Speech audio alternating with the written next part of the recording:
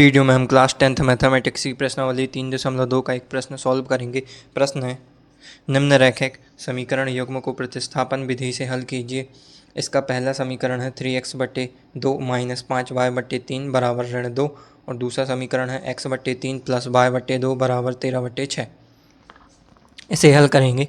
हल करने के लिए सबसे पहले हम लिख देंगे दिए गए समीकरण। दिए 3x/2 माइनस 5y/3 बराबर ऋण 2, इसको हम समीकरण 1 लिख देते हैं। और दूसरा समीकरण है x/3 प्लस y/2 बराबर 13/6, इसको समीकरण 2 लिख देते हैं। अब यहाँ से हम दूसरे समीकरण को देखेंगे कि यहाँ से हम y का पक्षांतर करेंगे y/2 का, तो x/3 आएगा 13/6 माइनस y/2। अब ये जो 3 है, 3 का ये यहाँ पर भाग में है, तो जब ये यहाँ पर राइट हैंड साइड में आएगा तो ये गुणा में होगा, तो x बराबर आएगा 3 गुणित 13/6 माइनस y/2।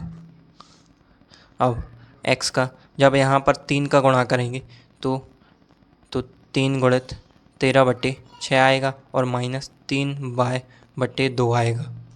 अब यहाँ से हम देख सकते हैं कि 3 से 6 दो बार कट जाएगा और ये 3/2 ये ऐसा ही रहेगा, तो यहाँ पर 13/2 आएगा ऋण 3y/2, तो x बराबर 13/2 ऋण 3y/2 आ जाएगा। ये हमें x का मान प्राप्त हो गया। इसे हम समीकरण 3 लिख देते हैं। अब ये जो x का मान है इसे हम समीकरण 1 में रखेंगे। ये जो x का मान निकाला हमने, इसको हम समीकरण 1 में रख देंगे। यहाँ पर x की जगह स्थान पर हम 13/2 ऋण 3y/2 रखेंगे। तो इसको हम लिख देते हैं समीकरण 3 से x का मान समीकरण 1 में रखने पर इसको रखेंगे तो 3/2 गुणित ये x का मान है 13/2 ऋण 3y/2। अब ये जो 5y/3 है इसको लिखेंगे ऋण 5y/3 बराबर ऋण 2। इसके बाद ये था 3x/2 ऋण 5y/3 बराबर ऋण 2, तो x के स्थान पर हमने ये रख दिया 13/2 ऋण 3y/2, तो हमें अब ये प्राप्त हो गया। अब 3/2 का इसके अंदर गुणा करेंगे तो हमें मिलेगा 13 का 3 में गुणा करेंगे तो 39 होता है, और 2 का 2 में गुणा करेंगे तो 4 होता है, ऋण 3 का 3 में गुणा करेंगे तो 9 आएगा, और 2 का 2 में गुणा करेंगे तो 4 आएगा। और ये y बराबर नहीं ऋण ये 5y/3 बराबर ऋण 2। अब हमें ये मिल गया 39/4 ऋण 9y/4 माइनस 5y/3 बराबर ऋण 2। अब इसके बाद हम ये जो y वाले पद हैं उनको हम राइट हैंड साइड में ले जाएंगे, और जो ये अचर पद हैं उनको हम लेफ़्ट हैंड साइड में लेते आएंगे। तो ये 2 है, इसको हम लेफ़्ट हैंड साइड में लेकर जाएंगे तो यहाँ पर ऋण का है तो प्लस में हो जाएगा, तो 39/4 प्लस 2 आएगा। इसके बाद ये जो y वाले जितने भी हैं इनको सबको राइट हैंड साइड में ले जाएंगे, तो ये ऋण 9y/4 है तो ये प्लस में हो जाएगा 9/4, और इसके बाद ये ऋण 5y/3 है तो ये प्लस में हो जाएगा 5y/3।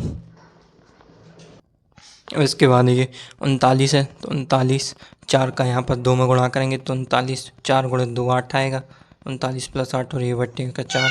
इसके बराबर में ये 4 और 3 का एलसीएम 12 होता है, तो 12 में 4 का भाग देंगे तो 3 आएगा, 3 का इसमें गुणा करेंगे तो 27y आएगा। इसके बाद 12 में 3 का भाग देंगे तो 4 आएगा, और 4 का 5y में गुणा करेंगे तो 20y आएगा, तो 39 प्लस 8। अब ये जो 39 प्लस 8 है, 39 और 8 47 होता है, 47 और ये बट्टे का 4, और बराबर में 27y और 20y क्या कितने होंगे 47y होंगे। तो ये 47/12। अब ये जो 4 से 12 3 बार कैंसिल हो जाएगा और 47 से 47 एक बार कैंसिल हो जाएगा, तो ये यहाँ पर 1 बचेगा। 1 बराबर y/3 होगा। अब ये 3 का यहाँ पर गुणा कर देंगे तो 3 गुणित 1 3 होगा और बराबर में ये y होगा। तो इसको हम इस प्रकार भी लिख सकते हैं। तो y का मान हमें 3 प्राप्त हो गया। अब ये जो y का मान है, हमने जो 3 समीकरण लिखे थे उनमें से किसी एक में भी हम ये y बराबर 3 का मान जो है रख करके x का मान ज्ञात कर सकते हैं।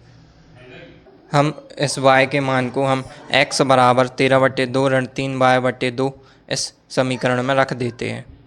यहाँ पर y का मान 3 रख देंगे, 3 गुणित 3/2। तो अब इसको हम y बराबर 3 रखते हैं इसमें। x बराबर 13/2 ऋण 3। अब यहाँ पर y के स्थान पर 3 रखेंगे तो 3 गुणित 3/2 आएगा। अब x बराबर आएगा 13/2 ऋण 3 गुणित 3 9 होता है, 9/2। अब x बराबर आएगा 13 ऋण 9/2, ये 2 है हर, तो 13 ऋण 9/2, 13/2 ऋण 9/2, तो 13 ऋण 9/2 आ जाएगा। अब 13 में से जब हम 9 को घटाएंगे तो 4 आएगा और ये बट्टे का 2, तो 2 से 4 2 बार कैंसिल हो जाएगा, तो x का मान 2 आ जाएगा। और y का मान हमने 3 निकाला था, तो x बराबर 2 और y बराबर 3। ये जो हमें दिए गए समीकरण थे उनका हल ये है, x बराबर 2 और y बराबर 3। यही इस प्रश्न का उत्तर है।